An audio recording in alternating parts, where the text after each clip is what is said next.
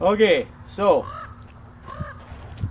you're wondering how to replace a grease gun. You might even be saying, I've done this 100 times and I know what I'm doing, but I'm going to show you how to do it my way because I've never had to break a grease gun to make this work. So pretty well, we start by taking it apart. This one still had a little bit in it, so I'm just kind of doing this for video purpose. That's why it kind of shot up like that.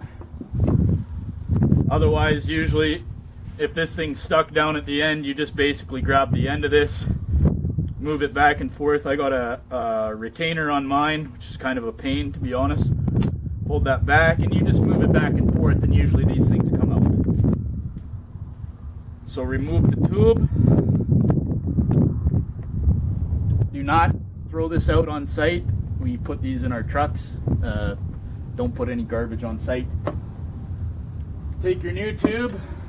You got this side here with the pull tab, and then you got the side with the cap on it. So what we do, we remove the cap.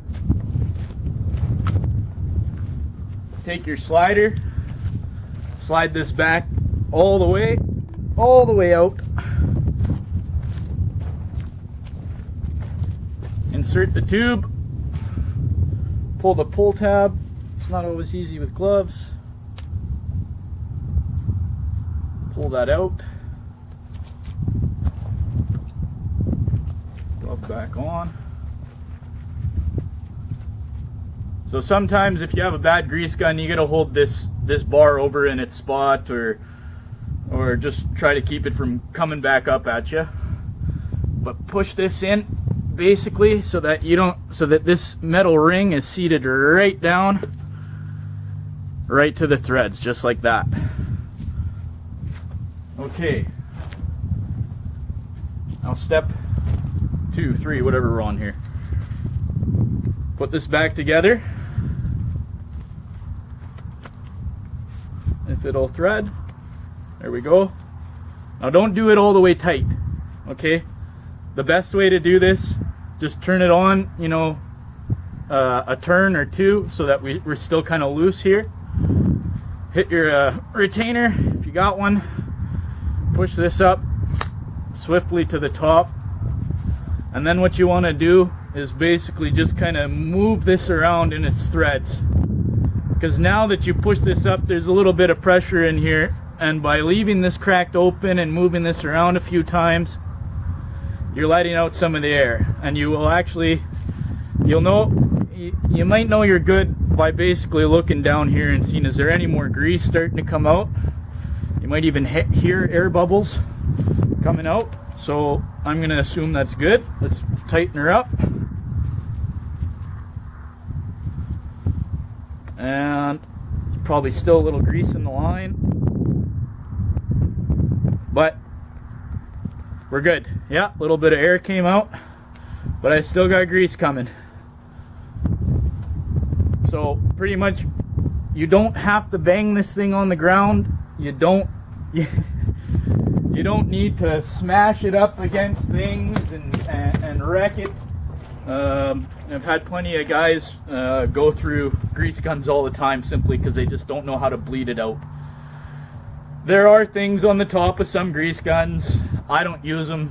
To be honest with you, I don't even really know what they're for. To me, it's just something I don't need. So that's pretty well it. I mean, another thing you can do is, out here in Alberta it gets pretty cold. I like to take the tube.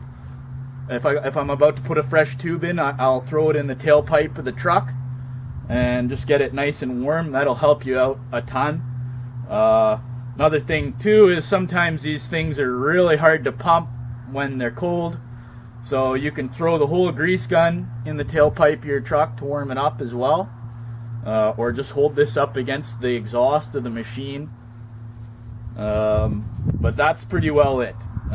You don't got to smash them. You don't got to wreck them. It's a very simple operation putting these things back in. So another thing I like to do, you're probably wondering why I have a sock. This is just something I like to do because it holds it all in one piece. and kind of keeps your truck a little cleaner. Oh, cat's coming to help. Slide that over like that. I hate these socks because they are so itchy.